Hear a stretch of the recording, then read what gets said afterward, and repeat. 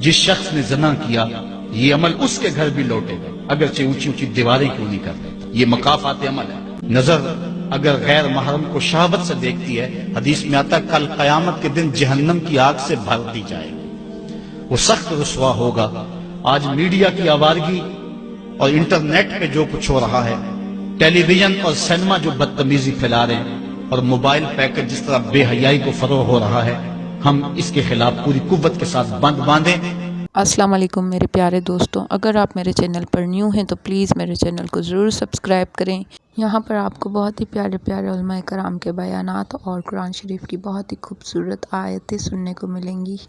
چاند کی گردش سے اور اس کی منازل سے حضرت انسان کو کچھ سمجھایا جا رہا ہے کہ جب تو پیدا ہوا تھا تو چاند کی طرح سارا زمانہ تیرا منہ دیکھنے آیا تھا. تو بھی اس وقت لوگوں کی توجہ کا مرکز بن گیا تھا اور پھر منازل طے کرتا رہا، اور جوانی کی دہلیز پہ جب تم نے قدم رکھا اور تو بدر تمام ہوا، جب شباب کی بجلیاں تیری آنکھوں سے ٹپکنے لگی، تو پھر تیری نظر کا خمار بھی کئیوں کے دل لوٹتا تھا، کئیوں کی نیندیں اچاٹ کر دیتا تھا. جس طرح چاند جب جوبن پہ ہو تو چکور کا دل لرزتا ہے اور سمندر میں جوار بھاٹا پیدا ہو جاتا ہے، لہریں اٹھتی ہیں، طوفان پیدا ہوتے ہیں. تو جب بندہ بھی جوانی کی دہلیز پہ ہوتا ہے تو وہ بھی طوفان اٹھاتا ہے، دلوں میں جوار بھاٹے پیدا ہوتے ہیں. تو وہ لمحے بھی آئے کہ تو نے دلوں کی بستیاں اور دلوں کی دنیا پر ہلچل پیدا کر کے رکھ دی. تیرا شباب لوگوں کی زندگیوں کے اندر گھلتا رہا اور کتنوں کی نیندیں اچاٹ ہوتی رہیں. تیری زلف کے شکن کتنوں کا قرار لوٹ کے لے گئے. لیکن پھر وہ لمحہ بھی آیا، حتی آدھا کل ارجون القدیم. پھر بوڑھا ہو گیا، پھر تجھے کوئی دیکھنے بھی نہیں آتا، کوئی تجھ سے اداس بھی نہیں ہوتا، بچے بھی کترا کے گزر جاتے ہیں. کہا انسان ذرا چاند کی منزلوں کو دیکھ، یہی چاند کتنا پیارا تھا اور آج اسی چاند کو کوئی دیکھتا بھی نہیں ہے. بچہ جب پیدا ہوتا ہے تو اس کی مسکراہٹ دل کھینچتی ہے، اور جب بوڑھا مسکراتا ہے تو اس وقت جو ہے لوگوں کی توجہ نہیں ہوتی. بچے کی زبان جو ہے وہ اڑ اڑ کے جب بولتا ہے تو اس کی توتلی زبان کا حسن دلوں میں نکھار پیدا کرتا ہے. ماں بھی بلہاری جاتی ہے، باپ بھی صدقے جاتا ہے، بہنیں بھی جو ہے وہ قربان جاتی ہیں. تو بچے کا ٹوٹا لہجہ اور توتلی زبان خوشیوں کی ایک لہر ہوتی ہے. لیکن جب بڑھاپے میں فالج کی وجہ سے زبان میں لکنت آ جائے، اب توتلا پن پیدا ہو جائے، اب زبان اٹکنے لگے، تو بچے بھی مذاق اڑاتے ہیں. ایک لمحہ وہ تھا کہ زبان توتلی تھی تو حسن تھا، آج لمحہ وہ گیا کہ حتی آدھا کل ارجون القدیم. کھجور کی ٹہنی سے جب پھل توڑ لیا جائے، اب اس ٹہنی کو کون پوچھتا ہے؟ جب تک پھل آیا نہیں تھا وہ ٹہنی اچھی لگتی تھی، مالی سنبھال کے رکھتا تھا، جڑوں کو بھی پانی دیتا تھا اور خیال کرتا تھا کہ کوئی ایسا نقصان نہ ہو کہ یہ پودا جو ہے وہ مرجھا جائے. پھر جوبن پہ آیا اور جب کھجوریں لگیں تو اس نے پھر رسیاں بھی باندھی اور کھجوروں کو سنبھالنے کے لیے سب کچھ کیا.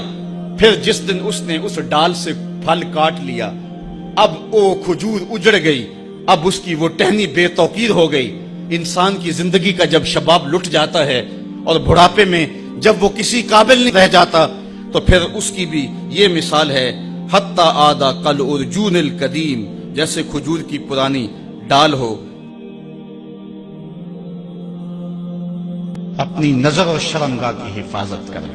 اس دور کا سب سے بڑا فتنہ یہ ہے کہ نگاہیں پاک نہیں رہی، نگاہیں غلیظ اور گندی ہو گئی، شرمگاہوں میں وہ تقدس نہیں رہا. حضور علیہ السلام نے ارشاد فرمایا، من زنا زنیا بہی ولو بہی تانے دارے ہی. جس شخص نے زنا کیا یہ عمل اس کے گھر بھی لوٹے گا اگرچہ اونچی اونچی دیواریں کیوں نہیں کرتے. یہ مکافات عمل ہے. گندم از گندم بروئے جو ز جو از مکافات عمل غافل مشو.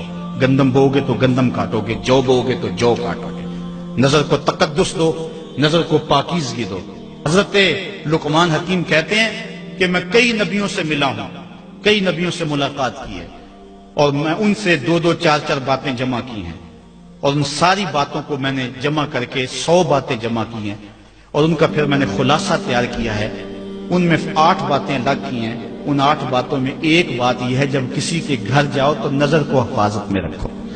جس شخص کے مہمان بنو، جس کے گھر جاؤ، تمہاری نظر نہ بھٹکنے پائے. نظر اگر غیر محرم کو شہوت سے دیکھتی ہے، حدیث میں آتا ہے کل قیامت کے دن جہنم کی آگ سے بھر دی جائے گی. وہ سخت رسوا ہوگا۔ آج میڈیا کی آوارگی اور انٹرنیٹ پہ جو کچھ ہو رہا ہے، ٹیلی ویژن اور سینما جو بدتمیزی پھیلا رہے ہیں، اور موبائل پیکج جس طرح بے حیائی کو فروغ ہو رہا ہے، ہم اس کے خلاف پوری قوت کے ساتھ بند باندھیں۔ اپنی اولادوں کے ہاتھوں سے ناول چھین لو، ان کے ہاتھوں سے جو ہے وہ فلمیں چھین لو، ان کی خلوتوں پہ نظر رکھو اور ان کی حفاظت کرو۔ جس شخص کی نظر پاک نہیں ہے اس کے من میں طہارت نہیں آ سکتی ہے، دل پاک نہیں ہے اس کو جو ہے وہ باطن کا نور نصیب نہیں ہو سکتا۔ وائے قوم کشتائے تدبیر غیر، کارے او تخریب خود تعمیر غیر، از حیا بیگانہ پیرانے کہن، نوجوانہ چوں زنا مشغول تن۔ کتنی حکمت والی بات کہی اقبال نے۔ وہ اپنے دور کا دکھڑا سناتا ہے، جس دور سے ہم گزر رہے ہیں اب تو عجیب حال ہو گئے۔ اقبال کہتا ہے یہ جو میرا دور ہے، جوان تو جوان رہے، بوڑھوں کی نظروں میں حیا نہیں رہا۔ از حیا بیگانہ پیرانے کہن، بوڑھے لوگوں کی آنکھوں میں بھی اقبال کہتا ہے حیا نہیں رہا۔ نوجوانہ چوں زنا مشغول تن، اور نوجوان عورتوں کی طرح اپنے تن کے ساتھ لگے ہوئے ہیں، اپنے تن کو سنوارنے میں ہر وقت کنگھی پٹی میں لگے ہوئے ہیں۔ یہ مردوں کا کام نہیں ہوتا، یہ دلیروں اور بہادروں کا کام نہیں ہوتا، یہ عورتوں کے وظیفے ہیں۔ در دل شاں آرزوہا بے ثبات، مردہ زائن از بطون امہات۔ ان کے دلوں میں آرزویں کوئی اور ہی ہیں اور ماؤں کے پیٹوں سے مردہ جنم لے رہے ہیں۔ دخترانے او بزلف خود اسیر، شوخ چشموں خود نماؤ خود دگیر۔ اور قوم کی بیٹیاں اپنی زلف کی خود قیدی ہو چکی ہیں اور ہر وقت جو ہے وہ اپنے آپ کو آئینے میں دیکھتی رہتی ہیں۔ ساختہ پرداختہ دل باختہ، ابروان مثل دو تیغے آختہ۔ وہ جو گھر کی رونق تھی، جو آبرو اور حیا کا دوسرا نام تھا، آج وہ دل پھینک قسم کی ہو گئی ہے۔ آہ قوم میں دل سے حق پرداختہ، مرد و مرگے خیش را نہ شناختہ۔ اقبال کہتا ہے ہائے قوم کہ جو مر گئی اور اسے ابھی تک پتہ ہی نہیں چلا کہ میں مر چکی ہوں اور جینے کا سامان نہیں کرتی۔ حضور نے فرمایا ہر دین کی کوئی پہچان ہوتی ہے، میرے دین کی پہچان حیا ہے، اگر حیا نہیں ہے تو دین ہی نہیں ہے۔ امید ہے آپ کو بیان بہت پسند آیا ہوگا، تو مزید اس طرح کے بیانات سننے کے لیے میرے چینل کو ضرور سبسکرائب کریں۔